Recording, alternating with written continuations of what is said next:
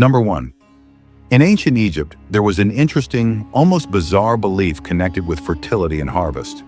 According to this belief, pharaohs were believed to ejaculate into the Nile River as a ritual that ensures a good harvest. The practice was based on the Egyptian legend of the universe's creation. According to the myth, the god Atum, one of the major gods in Egyptian cosmology, created the world through an act of masturbation.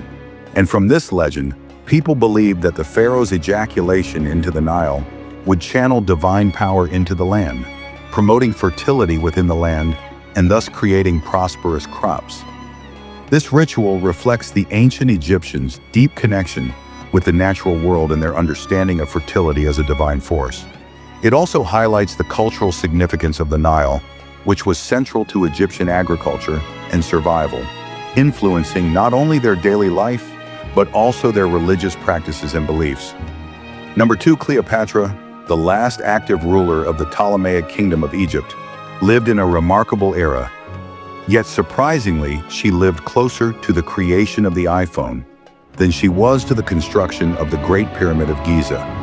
Cleopatra was born in 69 BCE and died in 30 BCE. The Great Pyramid, built during the reign of Pharaoh Khufu, was completed about 2560 BCE. That means Cleopatra lived about 2,500 years after the construction of the pyramid.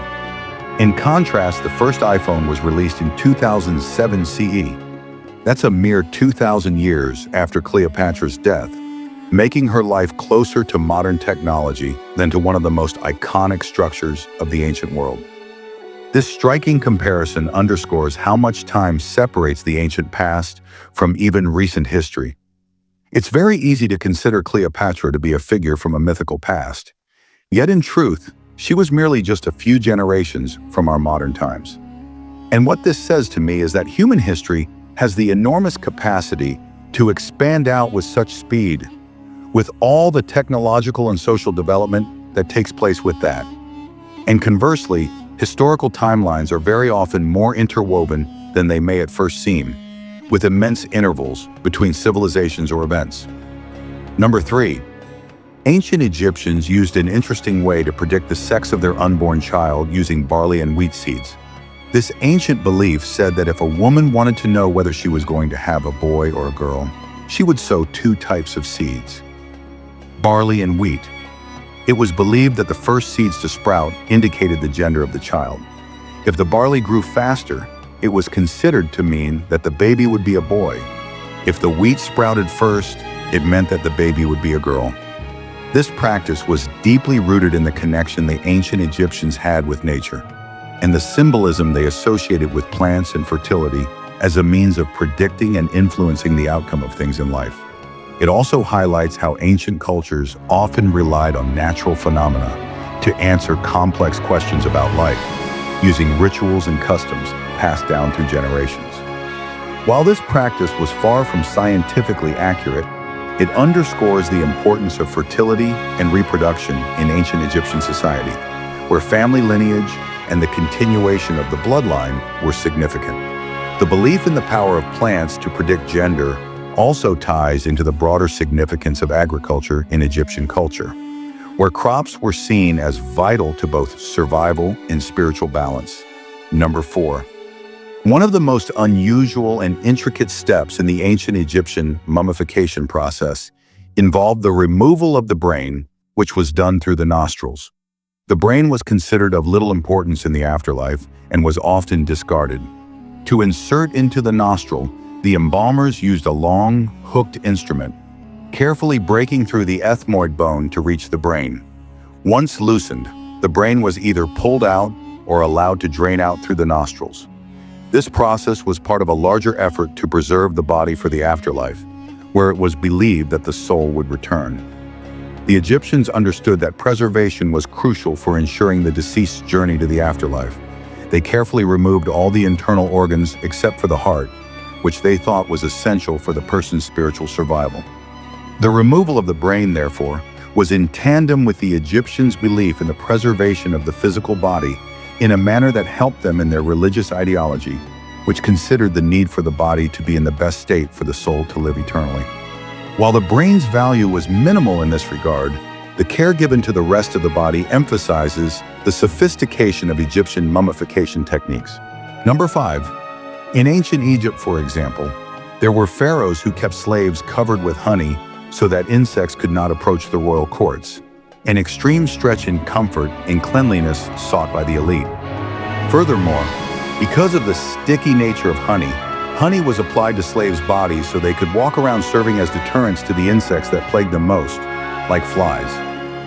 Insects, which could well be a nuisance in the warm Egyptian climate, were said to be attracted to sweetness, and by coating slaves with honey, pharaohs made sure that flies and other pests were not an annoyance.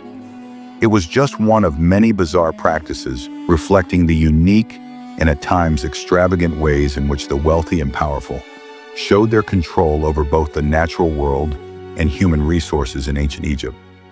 While honey itself was highly valued in Egyptian society for its medicinal, preservative, and culinary uses, its role in pest control highlights the lengths to which the pharaohs went to maintain an ideal, comfortable environment, both for themselves and their court.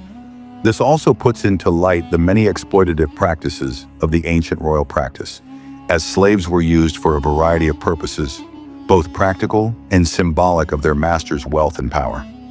Number 6. Cats were highly regarded and considered sacred animals in ancient Egypt, with much association with the goddess Bastet, symbolizing home, fertility, and protection.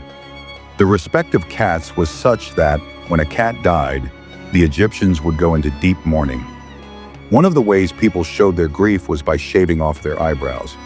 This ritual was a very visible sign of respect and sorrow, showing that the loss of a beloved cat was a deeply emotional event. Not only were they valued as pets, but the law protected them too. The killing or injuring of a cat was a grave offense, often punished by death. This is because respect for cats is deeply intertwined with both religious beliefs and practical functions that the cat performed within Egyptian society. The value of the cat as an effective hunter of rodents, which threatened grain stores, was highly valued, along with being protective in respect to the home. Shaving one's eyebrows after the death of a cat reflects the emotional and cultural importance these animals had gained in ancient Egyptian society. This reflects the attachment that people had with their pets in ancient Egypt, and how the animal kingdom was regarded in their religious and personal lives. Number 7. Other contraceptives used by the ancient Egyptians included a number of natural substances, one of which was crocodile dung, mixed with honey. Although this mixture was supposed to prevent pregnancy, how well it works is not fully explained. This combination may have been used as a pessary, that is, inserted into the vagina, where it would provide a physical or chemical obstacle to sperm. The acidity of honey and the probably antibacterial action of crocodile dung could have promoted the effectiveness of this method, although from a scientific point of view, that is highly questionable. The dung of a crocodile was chosen because of its presumed properties, including a sort of barrier effect. Honey was used due to its natural sticky quality and because of its preservative attributes. A type of birth control it is, reflecting the dependence the Egyptians had on locally existing materials and their knowledge concerning herbal and animal-based treatments. It further portrays the role that women play in fertility management, supported by evidence of ancient Egyptian women who, relatively, enjoyed a good deal of freedom of reproductive choices. Though this may sound strange to modern ears, this is a view into how creative and resourceful these ancient societies were in coming up with cultural and practical meanings attached to reproduction control in ancient Egypt. Number 8, salt was a very important commodity in ancient Egypt, both for everyday life and economic purposes. The value of salt was highly appreciated for its preservative properties, especially in food preservation, such as fish and meat, which was essential in the hot and dry region of Egypt. It was also used in religious rites as an offering to the gods, and was a symbol of purification and eternity. Salt had other uses beyond the practical and symbolic in transaction and as a mode of payment. It was so valuable that workers, especially those who worked on constructing monumental buildings such as pyramids, were often paid in salt or given it as part of the wage.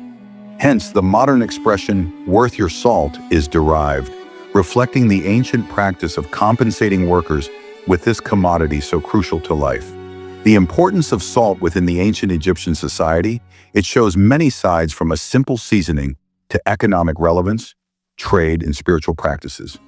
Its worth for transactions and as pay accentuates how even nowadays basic natural resources like salt can shape economies and cultures of the world.